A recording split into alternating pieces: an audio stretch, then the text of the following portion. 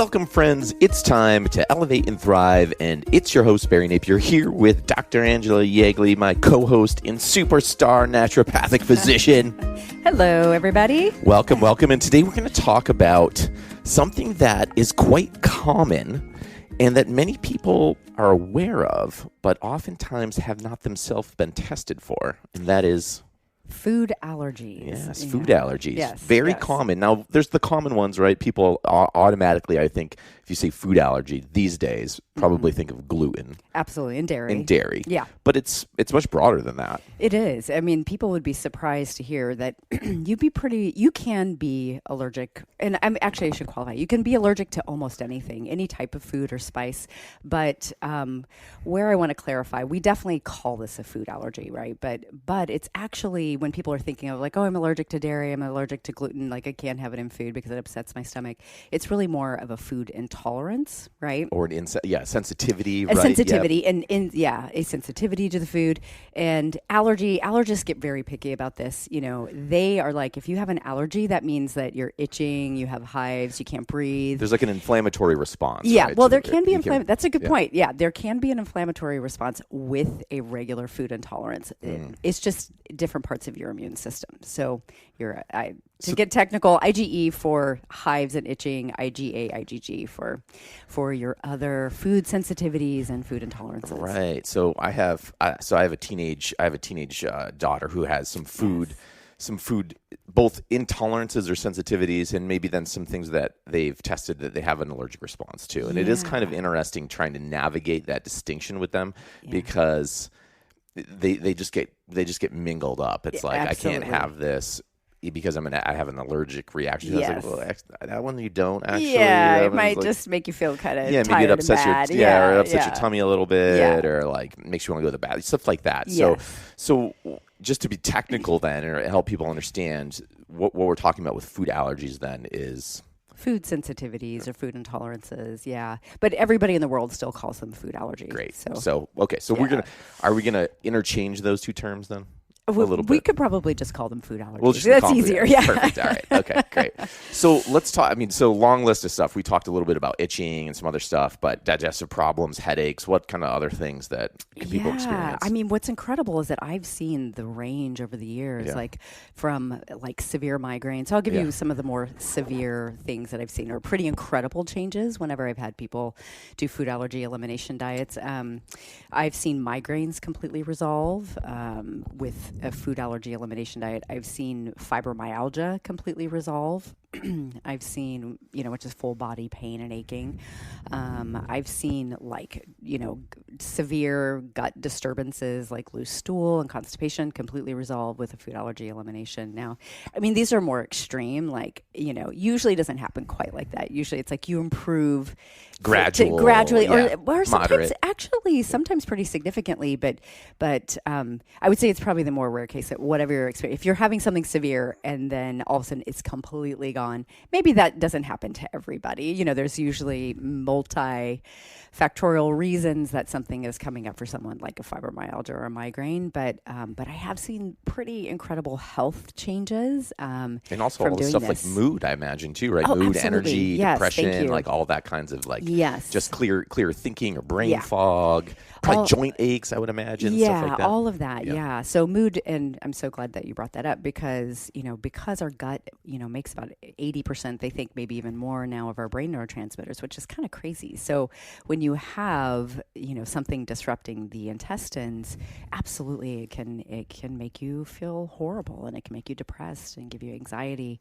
And so we think skin, gut, mood, energy, just other symptoms, pain, brain fog, things like that. And so is this something that we kind of test for then? So what's the process if you're like, oh yeah, some of these things, I wonder if I have some food allergies. Yeah. So food allergy testing kind of gets a bad rap. And we completely do it, and I believe in it. And the reason why is, while, sort of the people that discount it, are saying, hey, you can get the same results if you just take everything out and then bring it back in. But sometimes there are food allergies that come up on those tests that you would really never think about. Oh, this is going to be a high problem food. I'm going to take it out. So, for instance, like almonds are on mine. People always think of that as like a pretty healthy food. Yeah. But even stranger are like, I've had people severely allergic to broccoli, turmeric, garlic,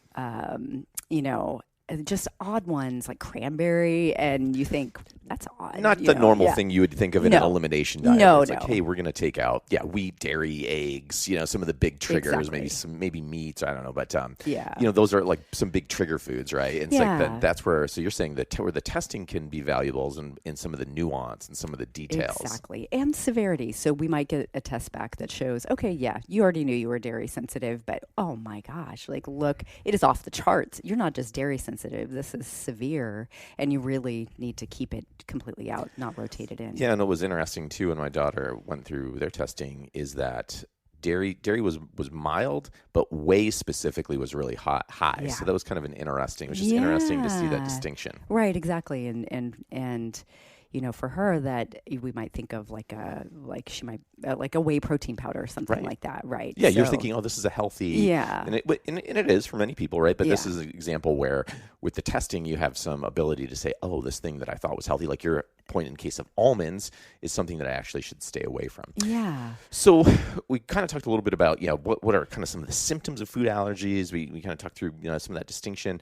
So we talked about testing. What do we do then if we're going to go ahead and start treating that? So you mentioned like elimination diet. Yes. So elimination diet typically is you're taking out very particular foods, and I'll go over that for at least, generally 2 to 3 weeks is enough time to kind of your body during that time heals.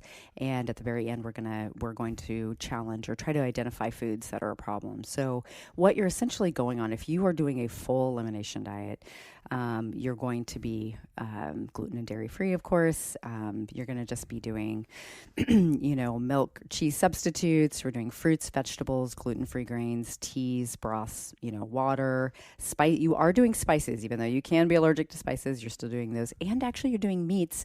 Believe it or not, meat tends to be one of the most hypo or low allergenic foods because it's a very digestible protein. So it's extremely rare for somebody to be allergic to meat. And so, like for people who are, like, say they have there are people who do have like a bean allergy, like a lentil or a pea, so they can't do pea protein. They're allergic to dairy, and they're allergic to, and of course, gluten. And so they can't do a lot of protein powders. There are meat-based protein powders. Yeah, I've tried them, like beef-based. Yeah. It's kind of fish-based, salmon-based. Yeah, they're kind of odd a little bit, but they're there if you need them, right? So, so essentially, you're on a very clean whole foods diet. You're off caffeine, you're off sugar, you're off processed foods. No wine.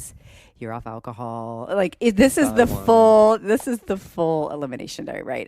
Of course there are very if you're thinking, you're like, I don't want to do the full thing. Sometimes people just start with dairy and gluten. Right. They might just cut out. Yeah. Because it is a little bit of a commitment to. It's a huge commitment. Yeah. And it's not, it's not like it's a 6-month commitment, but again, 2-3 weeks, you're making some major lifestyle changes in terms of eliminating a lot of foods that probably get eaten. Yes. And things that get drank, consumed on a regular basis. Yes. So I get that too. So sometimes you do a partial elimination diet. Yes. And a lot of times that's where the testing comes in handy, because then you're very targeted.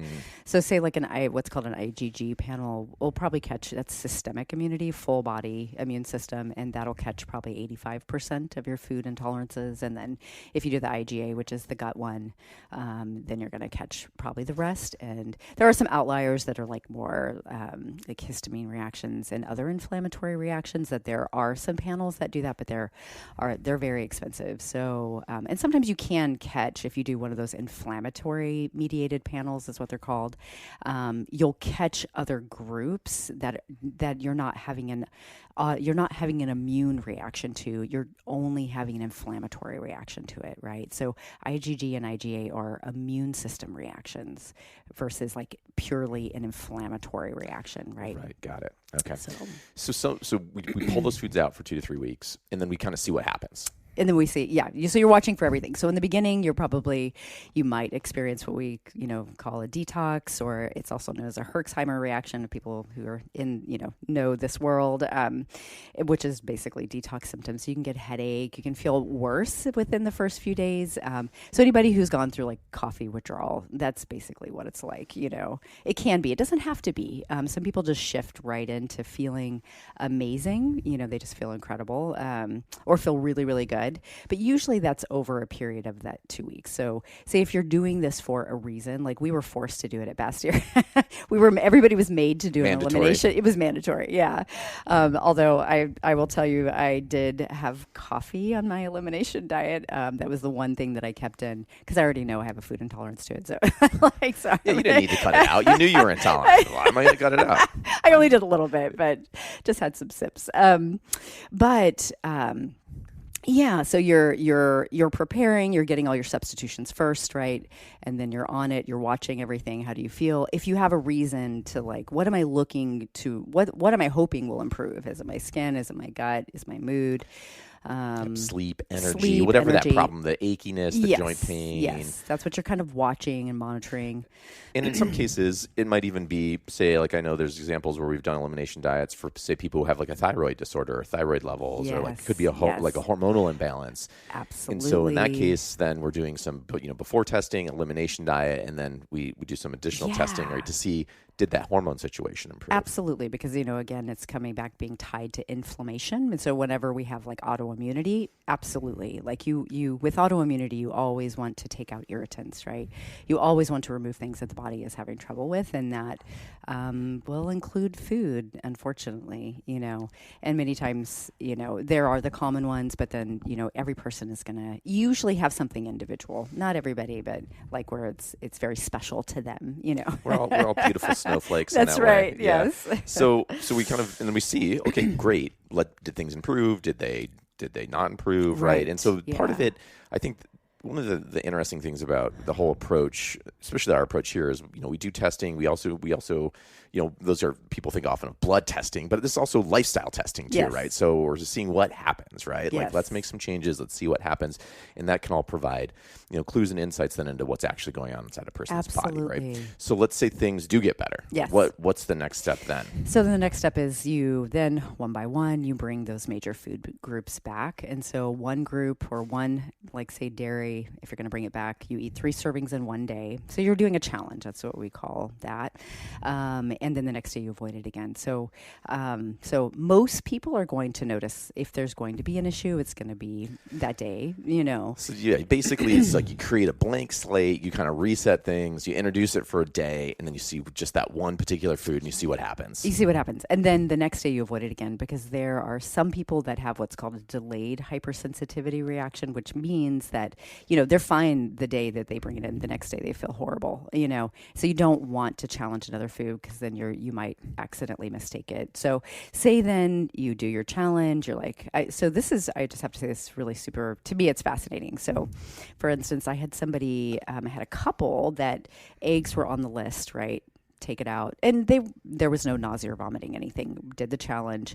And strangely, both of them had a vomiting reaction. So sometimes when the body really hates something, it's like you can have symptoms that you did not experience, you weren't experiencing before. Like I've had people have a lot of diarrhea, and that wasn't their problem. They weren't doing it for that. It's just the body is like, wait a second, I thought I was done with this thing. I'm stronger now. I'm going to get rid of it. So right, it just purges it. It tells you straight up, hey, this is no good. It's no good, yeah. And on the emotional side, I think this is fascinating too. This happens especially with dairy, that I've had people where mood is one of the things that we were trying to, we were working on, right? And hoping that this would also help. And when those people brought the dairy back in, like had emotional breakdowns, really, and then took it back out, thought, well, maybe that was going going to be a hard day anyway, and then did it again and had the same reaction. So it's interesting. Yeah, no physical symptoms beyond that's physical, but emotional. Yeah. Right. So you find out, okay, I can't, this particular thing my body reacts negatively to. Yeah. Then I think you have a choice, right? Yes. What generally do we tell people? Because I think sometimes it's like, oh God, are you saying life. you can never have this again? It's like, yeah, totally. I'm never going to do a food elimination diet in case something I love is on there. People tell me that. They're like, I'm not doing the food testing. I don't want to know. Like, just don't tell me. Yeah. But the way that I approach that with people is that, yes, okay, essentially you're giving yourself information. You might decide after you do this and you react to it that you're like, you know what? I don't care. Like, I can live with it. I love this thing and I'm going to bring it in. But really more often than not, most people just rotate it, right? So most people just go, okay, I felt pretty good off of this. I didn't feel that great on it. If I'm not going to completely avoid it, I'm just not going to eat it all the time. So that is an option, right? I'm going to partake maybe just on weekends or at a special event, right. or you kind of make that wise choice, and you just know you're going to pay a little bit of a price. You know what the price is, and you know what it is, and okay, I'm going to have an upset tummy, or I'm going to have a headache. I might have a headache. I might have some loose stool or something, and I might have to go to the bathroom more than normal. Yes. But it's it's worth it. It's worth it, right? Yes. I'm making the conscious decision. And I think that's empowering. It is. I think so too. It's like that's life. It's a series of handoffs sometimes when you have to pick one thing and choose, right? And it's that's just. I'm going to go ahead and have the tomato-based pizza tonight. And, I'm going to wake up with a headache in the morning, and that's fine. But that pizza was awesome. But the pizza was worth it. Yeah. And then, of course, the other option is then you just eliminate that. Well, there's some people that have such severe, they're like, I'm not touching that again. And then I think it's also a blessing because it's like, God, thank God I finally know now it was that thing causing all these issues. Oh, my gosh, yeah. And they're like, I don't want to have a headache today, so I'm not going to do it, right? Like, that's it. So I totally agree. I think it's empowering. I think the information, you can use it, however you will, and nobody's watching you but you, or maybe. We're here to help empower you, right? Help people take those actions, right? And understand what's going on with their body, right? Because we weren't given that user manual when we popped out of the womb. Nobody handed us the user manual, right? Your mom, dad, they didn't get like the little kit that told them exactly everything about what you needed and didn't need, right? So this is part as we kind of grow into adulthood in our bodies, we're dealing with issues and symptoms, right? This is the empowering part of self-knowledge and self-understanding. I totally agree with that. So if any of these things ring a bell, right? Or like you get that vibe, what's like, oh man, this is me. Yeah, I mean, absolutely. Like come in, this is what we're here to do, or find, your local provider that's an integrated functional medicine doctor, right? That's into this kind of stuff and, get a plan going. And if you want to do it at home, there's some resources too. You can kind of self-test as well. Like, but as always, with anything like this that kind of gets a little complicated, having a guide and having somebody there to help can be a great support. Yeah, I would love to see you. Done probably thousands of these, and great success with it. Take you, great success. It's really good. Come on in. Awesome. Well, thanks for being here. Thanks for talking about food. Big topic. This is something a lot of people struggle with. So if this is you, do not hesitate. Get some help, and let's get you fixed up. Absolutely. All right. See you on the next show. Bye. Bye.